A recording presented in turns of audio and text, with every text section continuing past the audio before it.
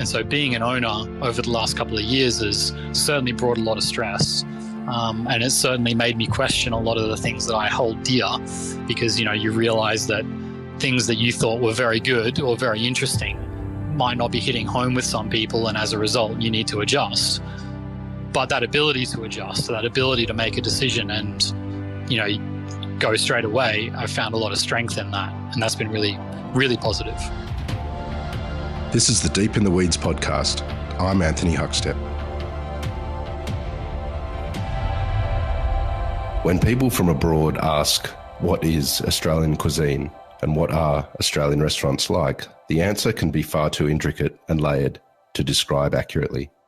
But one feature that stands out in our culinary landscape is the step away from formalities in restaurant settings, where the pomp and ceremony of finer dining have been peeled back, but not at the expense of quality produce, cooking techniques, or dedication to delivering an experience. Ben Devlin is the chef and co-owner of Pipit on the Northern Rivers of New South Wales. Ben, how are you going? Really good, thank you. How are you? Good. You've worked at some pretty incredible restaurants all over the planet, and you have your own restaurant now. And it's a real detour from some of the restaurants you've worked at. Why did you pick that location? Well, I'm from this area originally, so the restaurant's in Pottsville, which is about 20 minutes south of the Queensland border. I'm from Byron Bay, which is about 20 minutes further south from Pottsville. I didn't really have any plans to come back to the area. I'd sort of settled in Brisbane and was pretty happy there. But I sort of got approached to help open the restaurant at Halcyon House a few years back, which is in Cabarita Beach, only as a short-term thing. And then by being there and by being sort of reintroduced to the area that I sort of had been ignoring for a long time, I kind of fell back in love with it and realized that this was probably where I wanted to, raise my family in a similar fashion to how I was raised. So that brought me back here. And we knew that we really wanted to start something. So we were basically just looking for somewhere to set down our roots. How different is the area now in regards to food compared to when you first started in your career?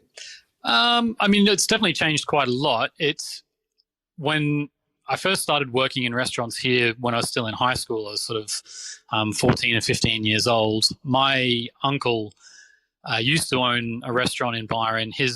One of his sons runs it now, which had been there for a really long time and was, always very sort of fine dining for the area, and it did really well. But I didn't actually work for them. I worked in a cafe, so I didn't really see a lot of the fine dining element there. Everything to me was very, very simple and very basic, and I didn't really, even when I left the area, I knew I had to leave to go find something that was really going to train me in the way that I wanted to. Whereas obviously now there's a wide range of places that people can work and, obviously and dine in and get a really fantastic experience. So it's definitely grown up a lot in the last 20 odd years. I want to explore Pipit a bit later on and all of the things that you're doing around the restaurant as well, not just in the restaurant. But what lured you to a career in hospitality in the first place? At the time, when I was in high school, I had a plan to shape surfboards. I was pretty happy with that. It's a reasonable industry in this area, and it seemed like the kind of way you could continue surfing and make some money. But I got a job washing dishes for my next door neighbor at a cafe that was right by the beach in Byron. And basically I just kind of fell in with the crowd of people there, and they I was a lot younger than them, but they treated me as an equal and looked after me. And I don't know, I felt more at home there than I did anywhere else. At that end, it was just a beautiful place to be. It was right by the beach. And, we just made some, pretty simple but pretty tasty food. And, there was girls walking around in bikinis and stuff. And I was like, yeah, this lifestyle's pretty good. I enjoy this.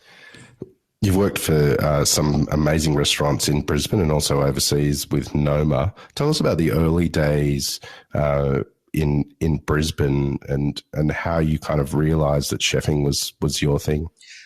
When I realized that I wanted to sort of do this, a little bit more professionally. I finished high school. I did a bit of trade there, or training in high school rather.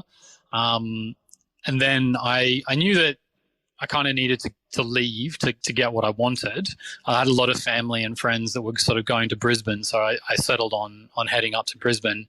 I ended up just kind of flicking through a good food guide and trying to look at who, not necessarily the restaurants that were rating the highest, but the reviews that specifically said there was a really great chef. So I looked at a few of those and then just ended up running around dropping off resumes till someone would let me in. So I ended up getting into Lat 27 with Brad Jolly, who he has Alchemy restaurant in Brisbane now. But yeah, Lat 27 was his first place. And he was a really dedicated chef. He worked extremely hard. And he also had done a bit of work in competitions. And I had never really thought about that. And I guess when I was in the kitchen at first, I felt like, I was the bottom of the barrel. Like I was, making mistakes and, getting sort of told off and, feeling like you were doing okay, but also feeling like, yeah, you were definitely, the lowest rung on the ladder. But he sort of pushed me to go into some competitions, which I wouldn't otherwise have done. But the benefit of doing things like the Nestle Golden Chef's Hat or the Appetite for Excellence program, it sort of, I guess it introduced me to other people of a similar age and a similar experience level and made me realize that, I wasn't doing so badly. The training that I was getting was actually really good. And that also, I guess that there was a long way I could go because there was, some people that had been working in places where they probably felt like they weren't getting the level of training that I was, but then there was people working in places that were doing things I'd never heard of. And so finding out that I guess there was just so much more I could do, but also that I was doing okay was a good way to sort of push me in the right direction. You worked with Urbane and Esquire, renowned restaurants for Brisbane that had made a massive impact. Tell us about your roles in those restaurants and how it formed the chef that you are. Well, Restaurant 2 is where I went as soon as I sort of finished my apprenticeship. And that was a really interesting one because it was a little bit high volume at the time, but David, the head chef, was just incredibly dedicated. He was the first person there. He left last. He changed the menus every month. He was really organized in, putting out those menus and having all the function menus ready and using, nice, interesting seasonal produce. And it wasn't that, Brad Jolly wasn't doing that, but it was just in a very different fashion. And it kind of made me realize that, there was a lot to know in that area, into planning and into understanding where the produce was coming from and what you could do with it. So I was pretty low down the ladder there as well, but he gave me a lot of flexibility to, work on specials or to help develop things. And that was, a really interesting thing for me to sort of move along creatively. After that, I was there for about a year or so. I went to Urbane. I worked there just as a chef de partie and then ended up working as a sous chef for a while. I ended up staying there for about 3 years. And that was just really eye-opening. It was the first time we'd sort of done set menus and, obviously changed the style of food that you're doing to accommodate that. And I guess they gave us a lot of freedom to do, new and interesting things and, try and develop ideas that, we didn't know would work, but, we're able to just test, do different things because people seem to want different things there. So it was really interesting. And, working with Kim Machin there and with Ryan Squires there was, really eye-opening at the time because they were aggressively chasing, interesting things and challenging dishes. And that was, new. It was really pushed me forward a lot. And then, moved overseas and worked at Noma for a few years, which I really, I felt a really good connection with just because even though it was doing things that, I couldn't comprehend at first and it was, sitting in a place in world food that I found it hard to, see how I really fitted with, the way that it operated was, the same as Urbane did, more or less. It was like a small restaurant. It just had to work better. You had to just achieve things at a higher level, but you still had issues with suppliers, or you had to run to the shops to pick something up if you run out of it, or, you still had those same issues that you had, everywhere else you worked. Your response just had to be better. And, you had to learn from it more to, fix those issues. You still had to create, a gluten-free version of something on the spot because no one told you that the person was going to be gluten-free. You still had those problems, but you just had to problem solve them better because the expectation was higher. So I really appreciated that. I think if it was, more regimented and, very, very scientific or very organized, I might not have felt quite so comfortable, but it was just basically push harder, because you can still do it. You just need to do it better. So I really enjoyed that.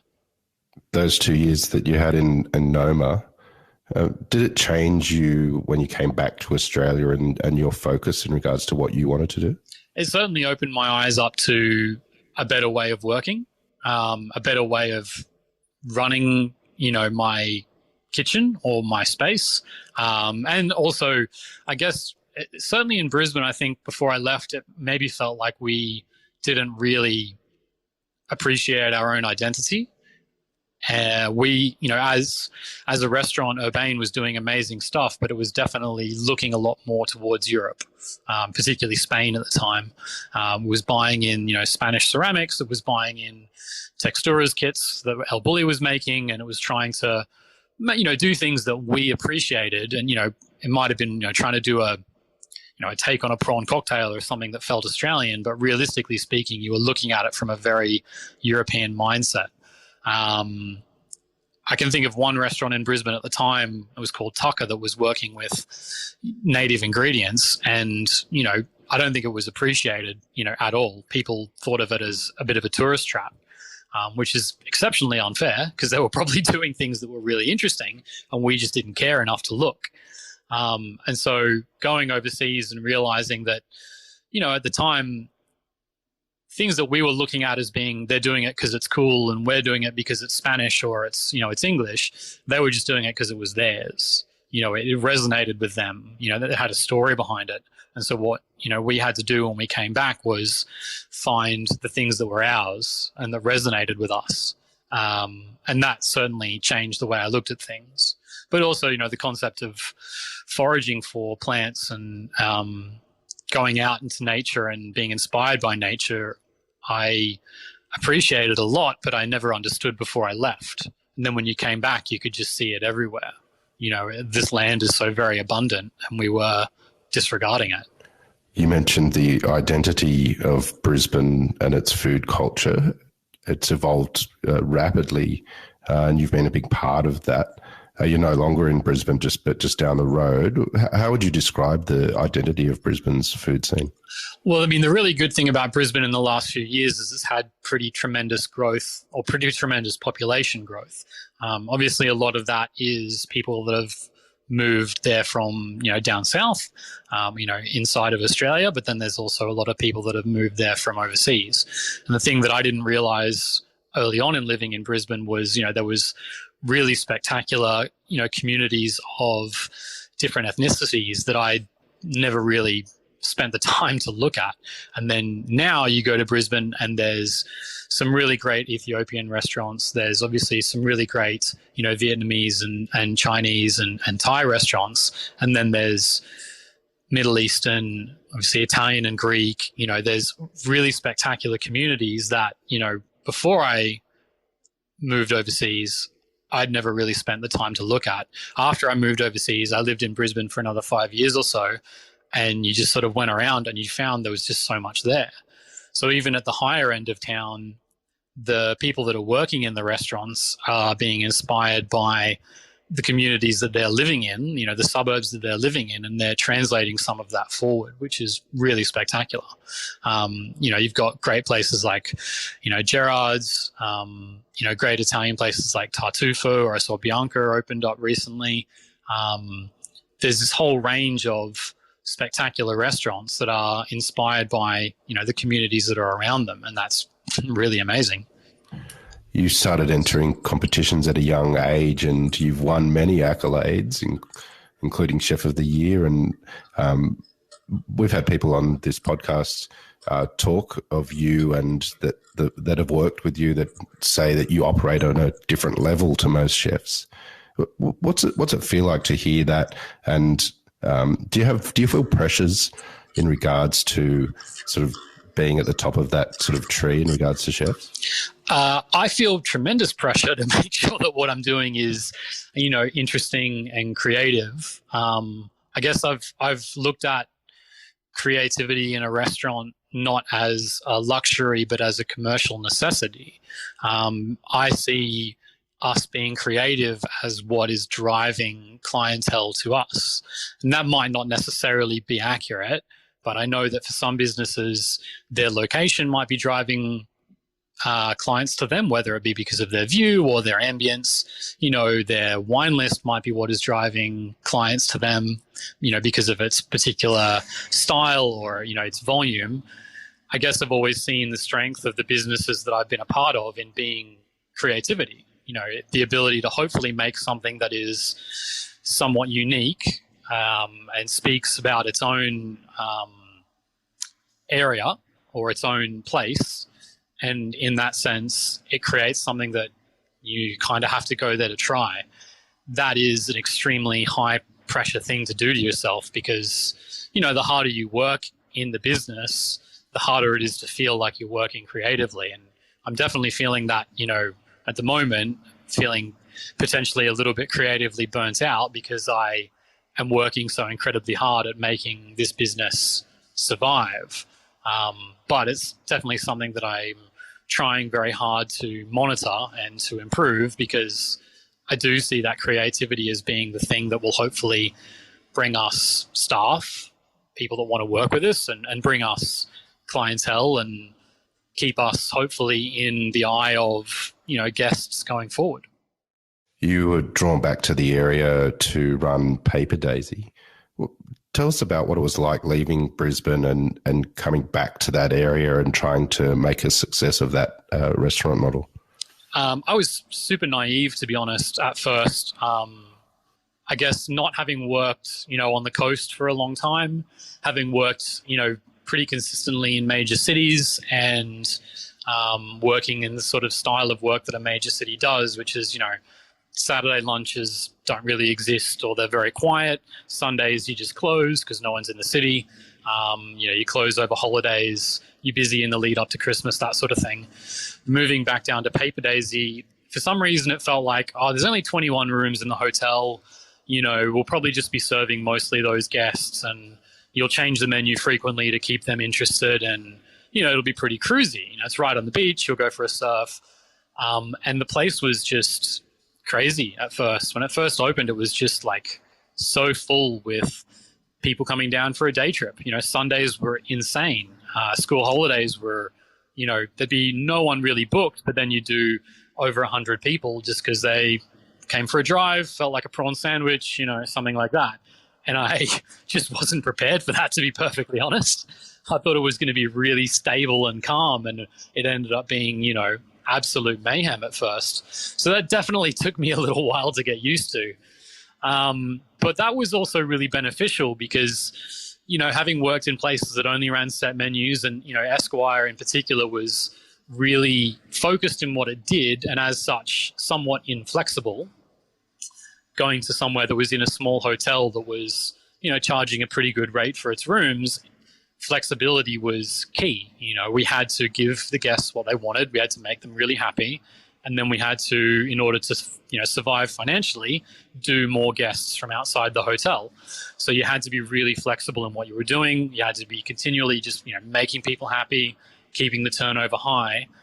And so that almost felt like the polar opposite of what I was doing. So a lot of the things that were a bit more unique or a bit more handmade potentially didn't work. And that was, a big mind shift for me of being like, I want to make these things that are really nice and I want to be really unique, but I need to make a certain volume and that's just not working. So I had to really problem solve things on the fly, adjust my way of thinking a bit. I think as far as going from where Esquire was to going to where we got to at some points with Paper Daisy, it was a bit of an overcorrection for me personally, because I think as a business, you can't always say yes to everything. You do have to sort of say, look, doing that is just going to create a lot of work, and yeah, it might make a few people happy, but it's not going to be financially viable, and it's not going to be good for the staff that are working in the business. So I think we just need to kind of knock that one on the head and just say, look, we can't do that. And that wasn't really acceptable.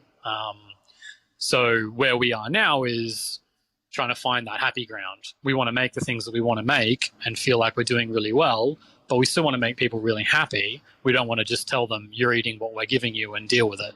You know, we need to find a way to meet in the middle there. So it was a good education for me to sort of, it almost felt like two polar opposites of the spectrum from a certain perspective.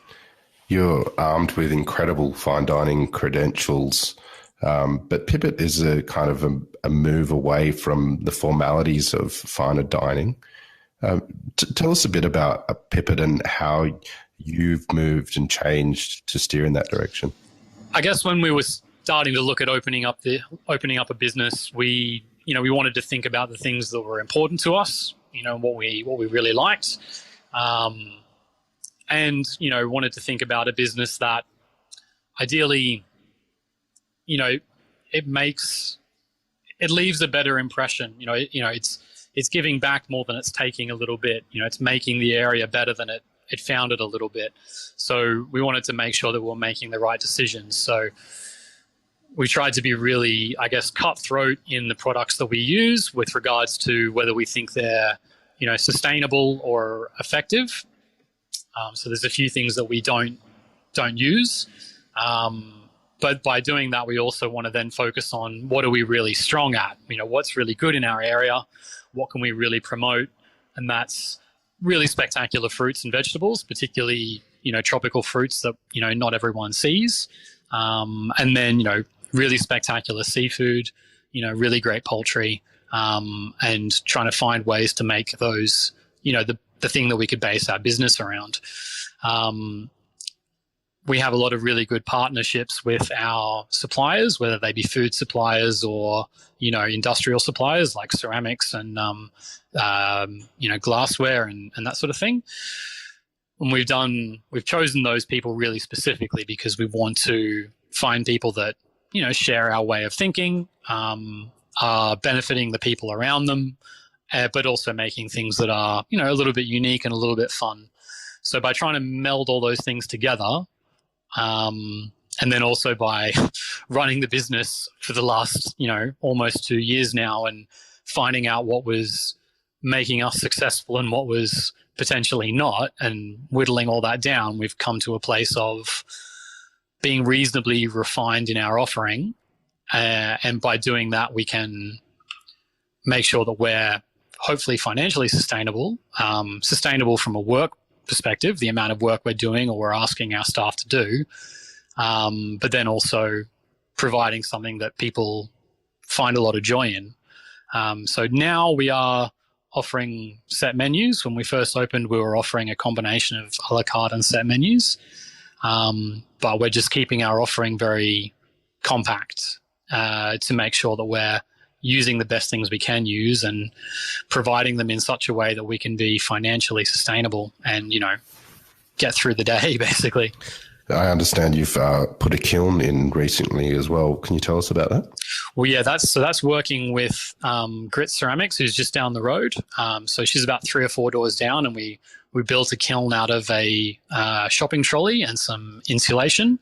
And there's a gas burner and a regular barbecue gas tank, and then some, sort of kiln-friendly shelves. And basically we use that to burn bones. So fish bones primarily. We've just done some duck bones today as well. We use those bones to create bone china. Wow. Which has been really spectacular. It's still in its infancy now. There's only a little bit of actual china that we've made, but we have used the bones to make glaze for ceramics.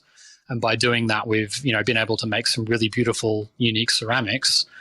But going forward, we want to start, increasing the bone china that we can make. So obviously turning our waste into something very lovely and, very strong, hopefully. And then, maybe we can also sell some of it back, which would be handy.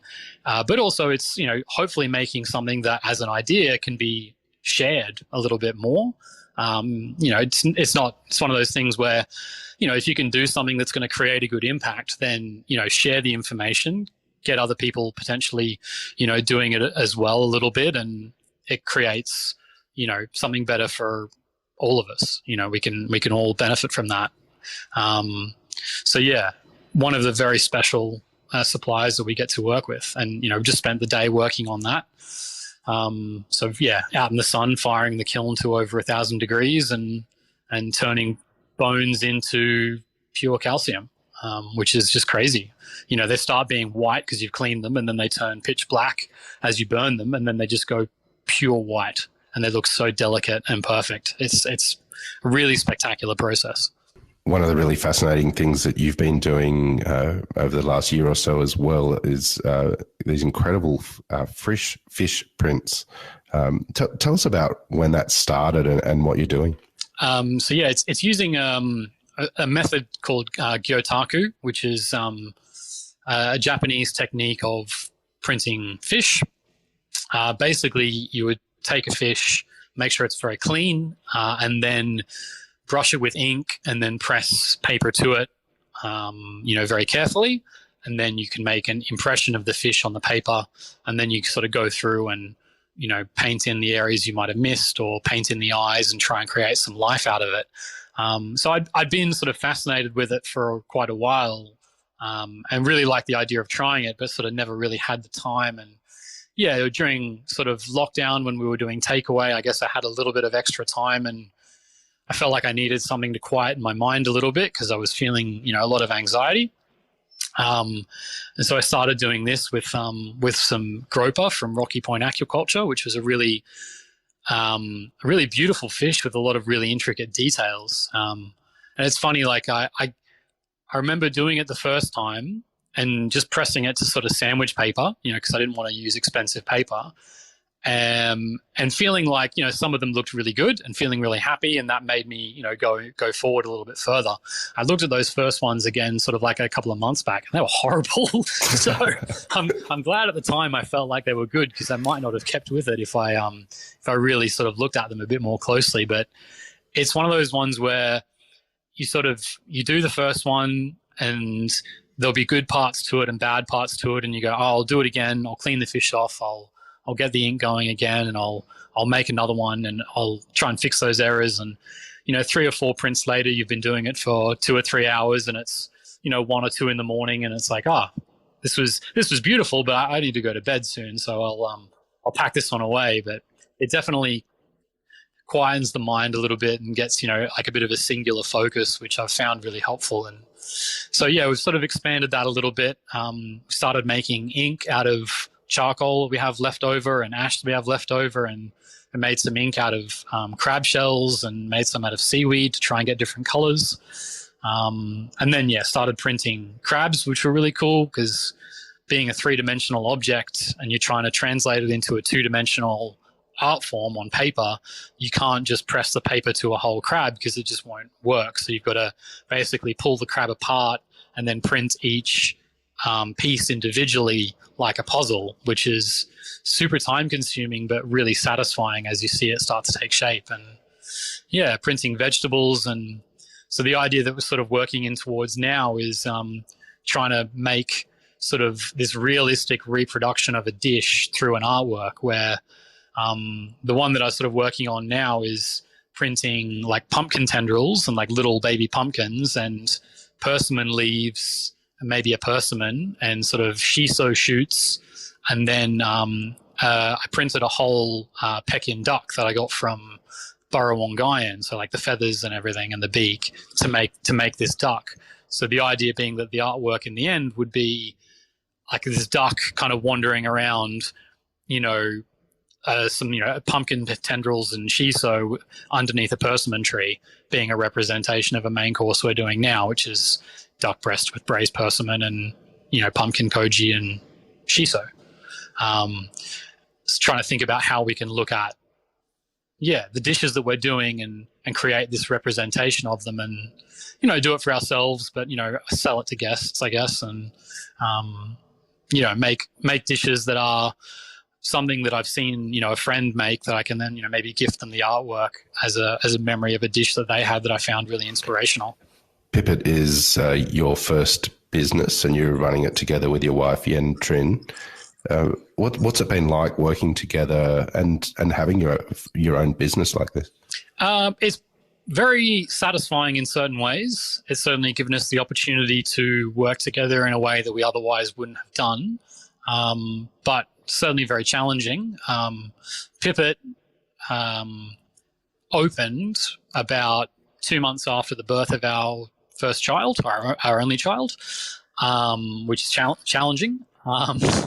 So the process of getting the restaurant open through sort of pregnancy and early stages of after, birth was challenging.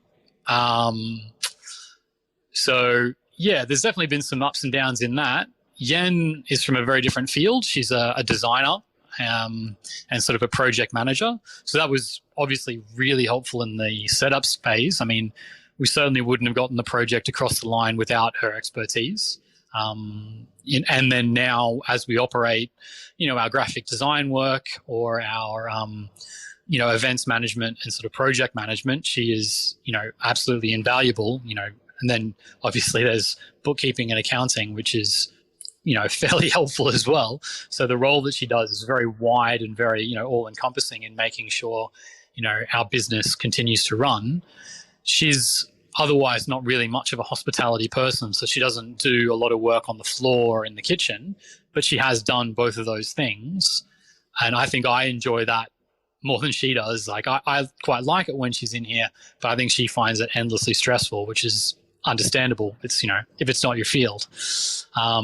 So on the one hand, it's good to have our own areas to operate in, but on the other hand, I think it's sort of, you also need to make sure that both of you know what each other is doing and feel like you're working the same way, or otherwise you might find that, you're, going to butt heads a little bit. So it's been really good for us. And it's also been really good in that, we're not people that argue so much. We tend to keep our feelings kind of bottled up and then hopefully think about them a little bit and converse well and solve them.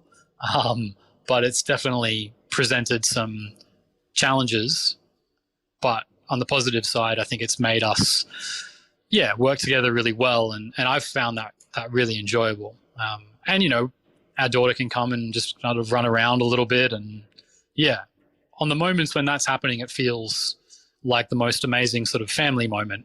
But that's, a very small percentage of your working week, in fairness. They're not really here when there's guests here. So it's positives and negatives, I would say.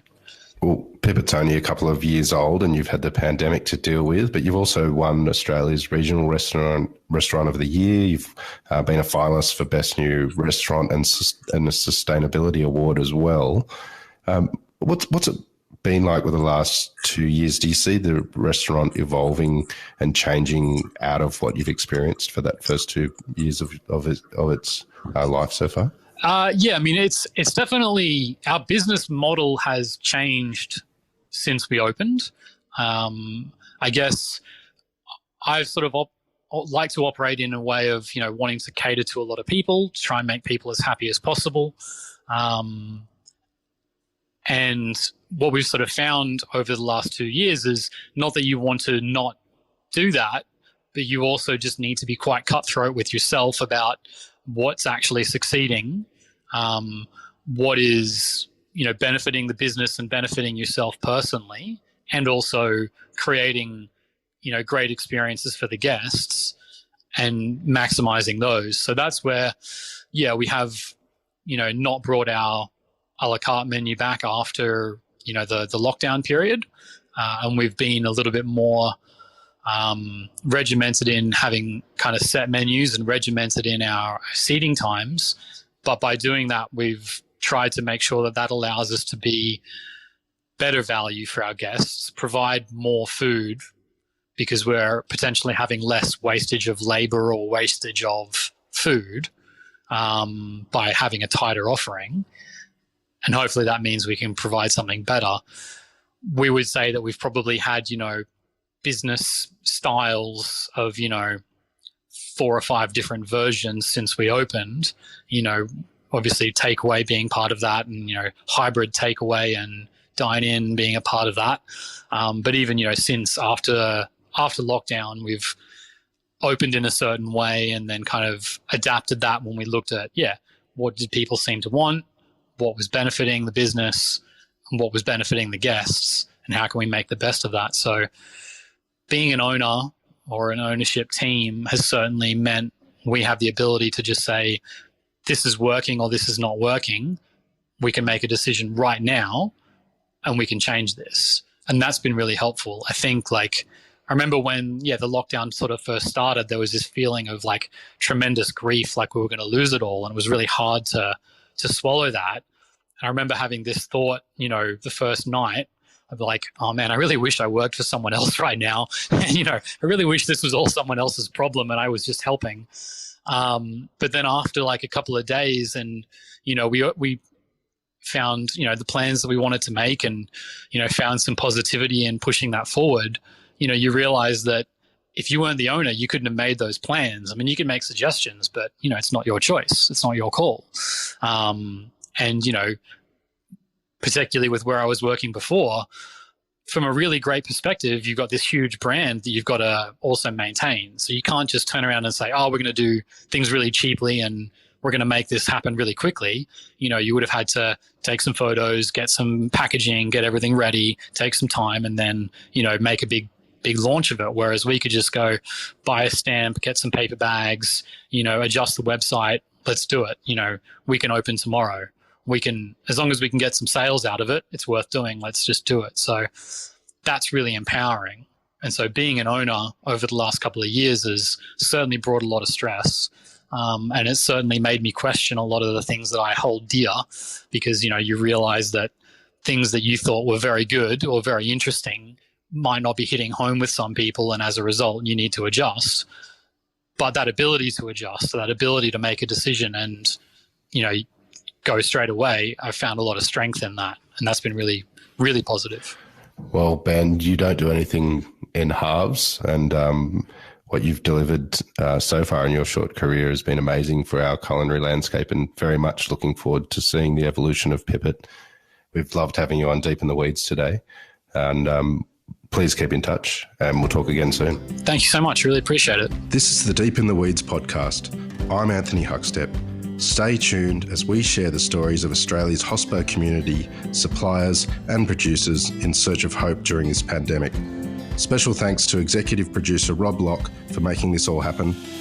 Follow us on Instagram at Deep in the Weeds Podcast, or email us at podcast@deepintheweeds.com.au. Stay safe and be well.